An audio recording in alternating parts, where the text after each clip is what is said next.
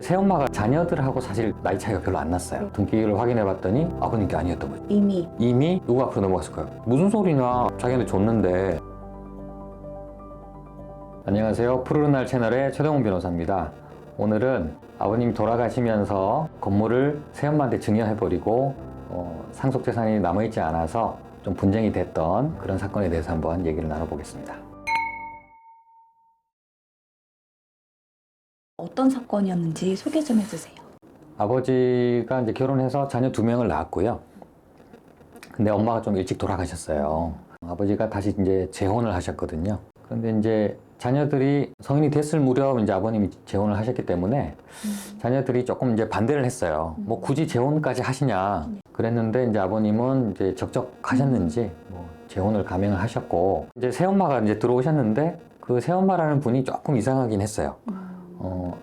사실 아버님하고 나이 차이가 굉장히 좀 많이 났고, 그래서 이 자녀들하고 사실 큰 나이 차이가 별로 안 났어요. 네. 그래서 자녀들 입장에서는 좀 껄끄럽겠죠. 네, 불편했겠죠. 자녀들이 재혼을 반대하니까 이 새엄마는 또 기분이 안 좋겠죠. 그 사실도 아니까. 네, 그래서 자녀들하고 사이가 안 좋았어요. 그러다 보니까 아버지도 자녀들하고 사이가 이제 점점 멀어지고, 아버지가 이제 많이 이제 늙으시고 편찮으시고 이제 투병 생활 좀 하시다가 그러다가 이제 돌아가셨죠. 이제 아버님 명의로 되어 있는 이제 상가가 있었어요. 이제 상가가 사실 아버님이 거기서 나오는 이제 월세 같은 걸 받아서 생활을 하시고 하셨기 때문에 그건 뭐 아버님 돌아가시면 당연히 뭐 우리한테 상속되겠거니 이렇게 생각을 했던 거죠. 물론 이제 새엄마가 들어왔기 때문에 새엄마하고도 같이 상속을 이제 지분으로 나눠야 되니까 조금 아쉽기는 했지만, 그래도 뭐 상가가 워낙 크기 때문에 뭐 그래도 뭐 만족할 만한 정도로 뭐 상속은 받겠다 이렇게 생각하고 있었죠. 그런데 이제 아버님 장례식 끝나고 나서 등기를 확인해 봤더니 아버님께 아니었던 거죠. 이미 누구 앞으로 넘어갔을까요? 새엄마 앞으로. 아, 정말요? 네, 이미 새엄마 앞으로 넘어갔던 거죠. 이제 자녀들이 그때 난리가 난 거죠. 이거 뭐냐? 이거 왜 우리 허락도 없이 이거 왜 아버지 재산을 건드렸냐 그랬더니 새엄마는 당당하죠. 무슨 소리냐, 아버님이 아버님 재산을 자기한테 줬는데 난 증여받았다, 아버님이 나한테 증여하신 거다, 부부 사이에 증여도 못하나, 그거 증여하는데 왜 자식들 허락을 받아야 되니, 뭐 이제 이렇게 나오는 거죠. 자식들은 할 말이 없는 거죠. 그래서 근데 이제 억울하죠. 네. 예. 이제 상속분을 뺏긴 것 같다 그래서 억울해서 이제 상속 회복 소송을 한 거죠. 상속 회복 소송. 저 사람이 자기 지분에 해당되는 것만 상속을 받아가야 되는데 증여받은 걸 꾸며가지고 상속을 미리 받아갔다. 그래서 이제 그걸 반환, 뭐 등기 지분 전부 반환하라. 새엄마 지분 빼놓고 우리 형제들 건 반환하라, 이런 소송을 낸 거예요. 근데 안 받아줬죠, 법원에서. 네. 증여로 본 거예요? 네, 이건 상속받은 게 아니고 이미 살아계실 때 증여받은 거다. 네. 무슨 상속 회복 소송이냐. 그래서 그걸 안 받았죠. 그래서 이제 실망을 하던 차에 가만히 보니까 뭔가 좀 이상한 거예요. 그렇죠. 예. 가만히 보니까 이 등기부를 이제 확인해 봤죠. 근데 등기가 된 날이 아버님이 돌아가신 날 이후인 거예요. 그럼 네. 말이 안 되는. 그래서 이제 네. 봤더니 이상한 거죠. 그렇죠. 죽은 사람이 등기를 넘기죠? 죽은 사람이 증여를 해. 죽은 사람이 그걸 해줄 수는 없잖아요. 그래서 이제 그러면 그 등기 원인이 증여로 되어 있으니까 증여 계약서가 첨부가 되거든요. 그 증여 계약서를 이제 입수를 해서 네. 살펴봤죠. 아버님 뭐 필지하고 아버님 도장이 다 찍혀 있어요. 근데 증여한 날짜가 이상한 거예요. 그렇죠. 살아 계실 때긴 해요. 아버님께서 살아 계실 때긴 한데 그때는 아버님이 이제 돌아가시기 직전에, 그렇죠. 돌아가시 직전에 한 2달 정도를 병원에서 혼수 상태로 계셨거든요. 거듭할 수 그때 없는 증여 계약서가 작성이 된 거예요. 실체로. 네. 그러면 이거 아버님 필체 아닌 것 같은데? 네, 이거 도장 찍었지만 아버님이 찍은 거 아닌 것 같은데 이제 그 의심이 들죠. 그래서 이제 진료 기록이든 뭐 다 입수해서 이제 또 분석을 한 거죠. 그랬더니 이제 혼수 상태다. 아버님이 글씨를 쓸 수 없는 상황이고 증여한다는 의사를 표시할 수 없는 상황이다. 주장을 하고 네. 거기 이제 법원에서 받아들여진 거죠. 그러면 그 증여 계약 자체가 무효거든요. 그렇죠. 네. 그럼 등기도 당연히 무효죠.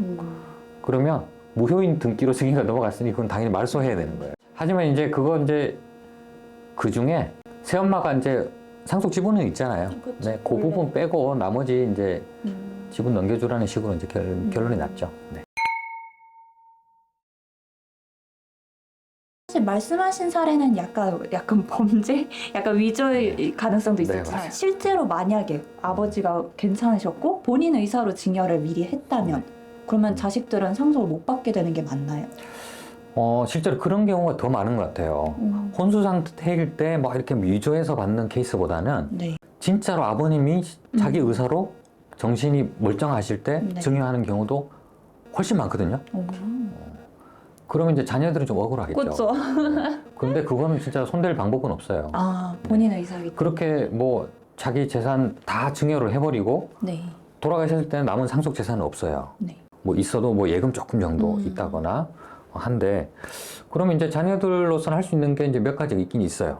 증여하고 나서 남은 재산을 이제 그냥 뭐 상속인들끼리 나누는데, 조금이라도. 상속인 중에 한 명인 새엄마가 이미 뭐 많이 받아갔기 때문에 네.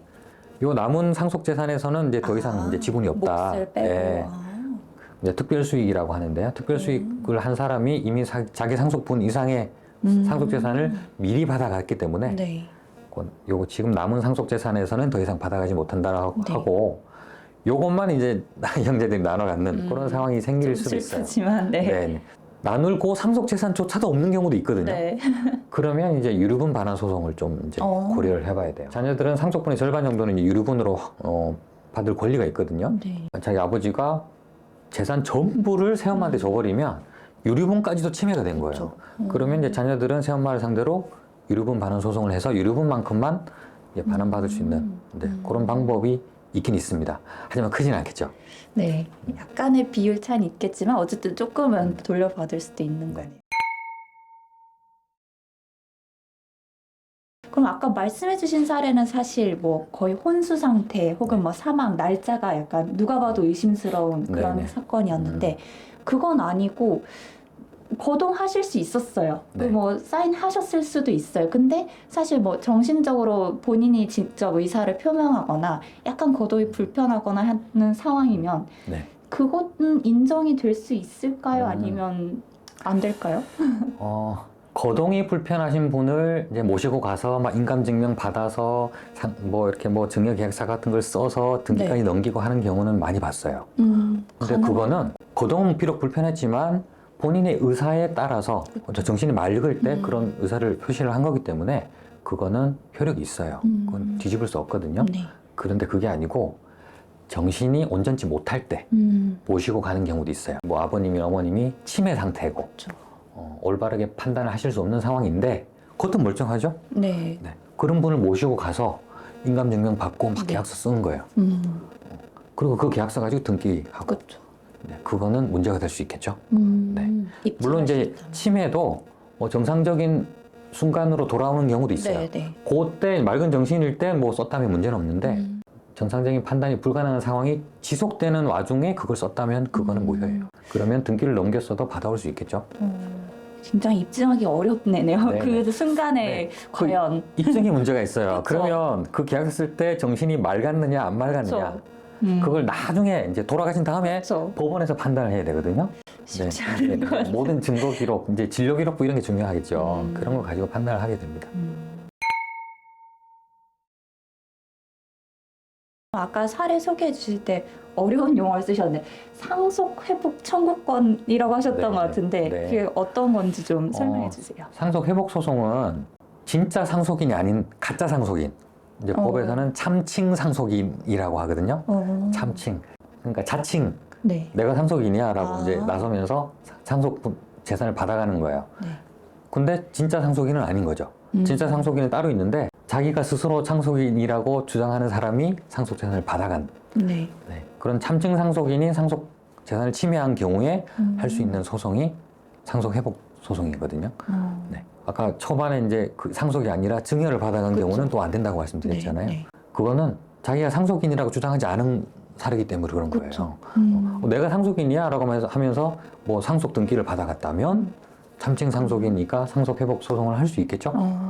그래서 그거는 좀 잘 구별을 해야 됩니다. 아까 그 사례와는 또 다른 네네. 사례네요. 그거. 네, 조금 이야기 어려우실 수 있는데 너무 네. 복잡해요.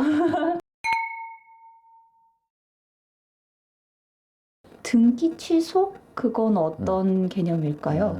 등기가 이제 등기 원인이 무효면 등기는 말소하게 돼 있거든요. 네. 등기 원인이 뭐냐? 집을 산다는 걸 이제 가정을 네. 해보죠.